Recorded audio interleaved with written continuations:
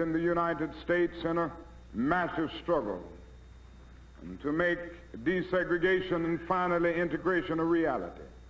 And in that struggle there has been an undergirding philosophy, the philosophy of nonviolence, the philosophy and method of nonviolent resistance. And I'd like to say just a few words about the method or the philosophy that has undergirded our struggle. And first, I want to say that I'm still convinced that nonviolence is the most potent weapon available to oppressed people in their struggle for freedom and justice. It has a way of disarming the opponent, exposing his moral defenses. It weakens his morale, and at the same time it works on his conscience, and he just doesn't know how to handle it. If he doesn't beat you, wonderful. If he beats you, you develop the quiet courage of accepting blows without retaliating. If he doesn't put you in jail, wonderful. Nobody with any sense loves to go to jail, but if he puts you in jail, you go in that jail and transform it from a dungeon of shame to a haven of freedom and human dignity. Even if he tries to kill you, you develop the inner conviction that there are some things so dear, some things so precious, some things so eternally true, that they are worth dying for. And if a man has not discovered something that he will die for, he isn't fit to live. And this is what the nonviolent discipline says.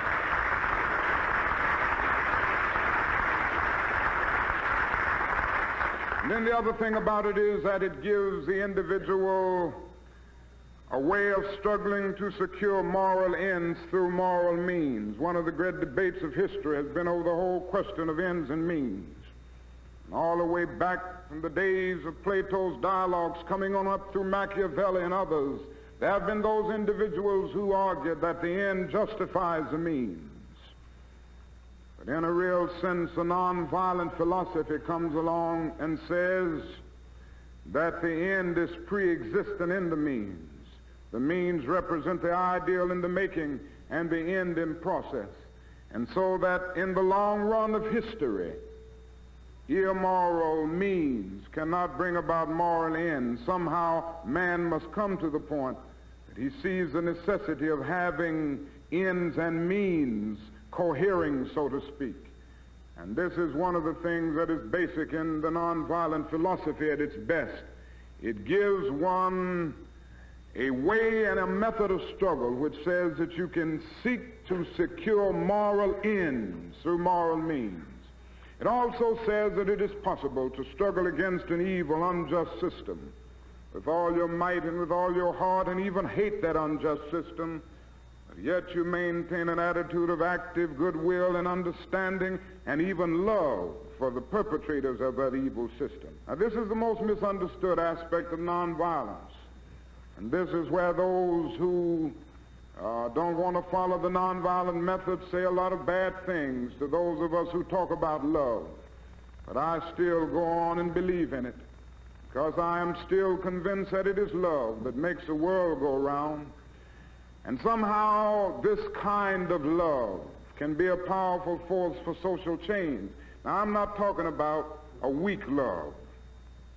I'm not talking about emotional bosh here.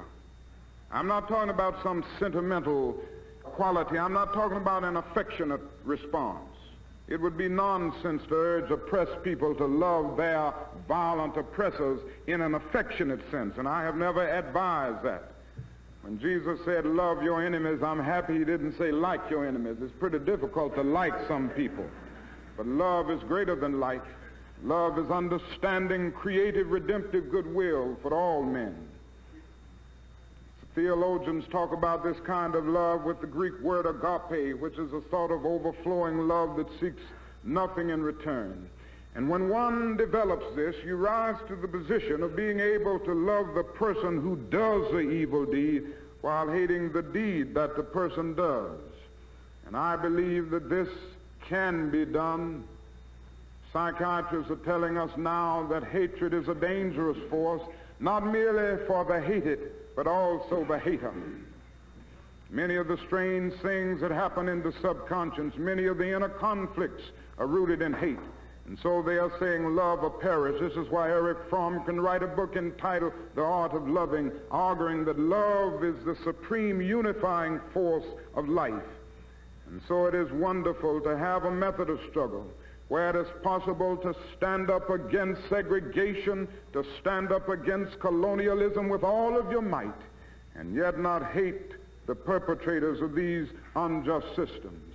And I believe firmly that it is through this kind of powerful, nonviolent action, this kind of love that organizes itself into mass action, that we will be able to transform the jangling discords of our nation and the world into a beautiful symphony of brotherhood.